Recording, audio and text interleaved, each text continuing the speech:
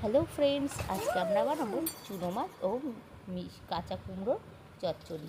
তার জন্য প্রথমে ছোটো ছোটো চুনো মাছ বাজার থেকে এনে ভালো করে ঘষে কেটে নিয়েছি। এরপরে ছোটো মিষ্টি কুমড়ো বা কচি মিষ্টি কুমড়োটাকে টুকরো টুকরো করে কেটে নেব। পাতলা পাতলা করে প্রথমে স্লাইস করে কেটে তারপরে আলু ভাজার মতো ছোটো ছোটো করে কেটে নেব।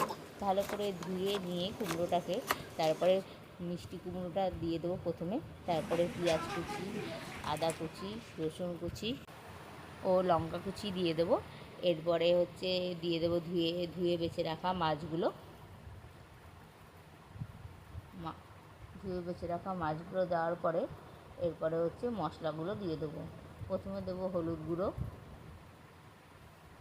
তারপরে দেবো লঙ্কা গুঁড়ো,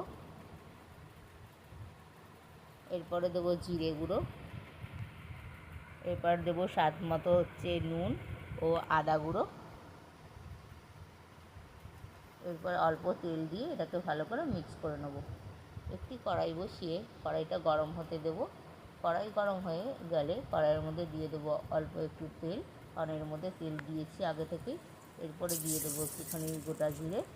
গোটা জিরে দেওয়ার পরে চারিদিকে তেলটাকে আমি ছড়িয়ে দেবো এবং যেটা মিক্স করে রেখেছিলাম সেটা কড়াইতে দিয়ে দেবো। এরপরে একটুখানি নাড়িয়ে চাড়িয়ে বাটিটা ধুয়ে জলটা ধুয়ে চাপা দিয়ে রাখবো সিদ্ধ হওয়ার জন্য। এবার আমি আরও উল্টে দেখে দেখি সিদ্ধ হয়েছে নাকি ভালো করে। আর অল্প করে খুন্তিটা হালকা হাতে ঢুকিয়ে তলায় যাতে না লেগে যায় তার জন্য নাড়িয়ে একভাবে সেদ্ধ হয়ে গেলে তারপরে আমরা এটাকে একটি পাত্রে নামিয়ে নেব।